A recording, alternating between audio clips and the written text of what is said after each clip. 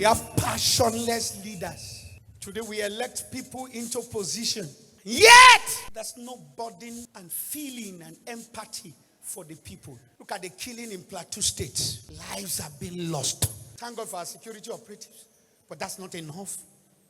In a country where we should be enjoying the fruit of the mineral resources God has given us. Look at the killing in Benue. Look at the killing in the eastern part of our country.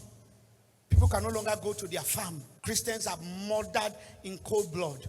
People are being kidnapped. Our leaders must do better. Every politician in this country, God is watching you people. While you are busy preparing for 2027, you should remember we elected you to give the dividends of democracy to the people. In a country where our citizens can no longer close their eyes. It's pain!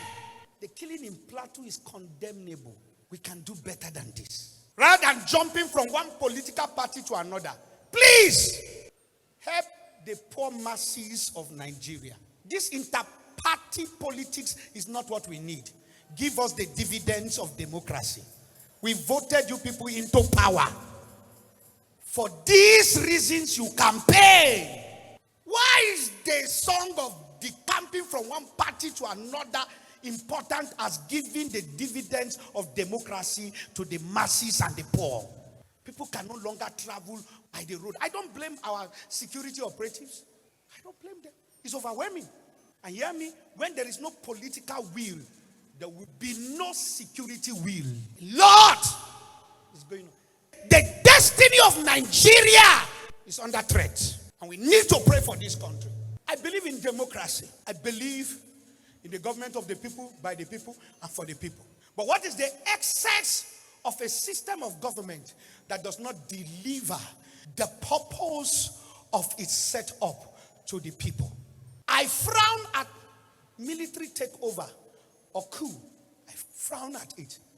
But a young man in Burkina Faso is just young. But look at what he is doing. You might call it any kind of system of government you want to call it. But look at the dividend of what is given to the country and the people. Set up the gold mine, set up even tomatoes factory, and internal industries are being built, housing facility going on. Yet he's a military personnel. Hear me, it is about the mentality and the will. So hear me, the system of government is important, but if the people in power are not willing to cause a change, we remain where we are. So many destiny tied down in a country that is great. People are producing oil. They cannot have access to the oil. We have gold in one part of this country. They are using a helicopter to fly it from the center and go. Nobody is talking. But we can talk about the oil in the Niger Delta. But we will not talk about this one in that other place. The structure of Nigeria, until we decide to be realistic, until we make up our mind and say, okay, Yoruba, you have ruled. North, you have ruled. Igbo, come and try your best. If there is no justice, there is no one Nigeria. Well, what are you saying? It's only good for Yoruba, it's good for Hausa, it's not good for Igbo. I know some people will not be able to talk. Me, I will talk. I will talk, they talk. I'm a Yoruba man. What is wrong in an Igbo man ruling this country? I'm not a tribal bigot, but I'm saying, if Yoruba have tried, fine. Hausa have tried, fine.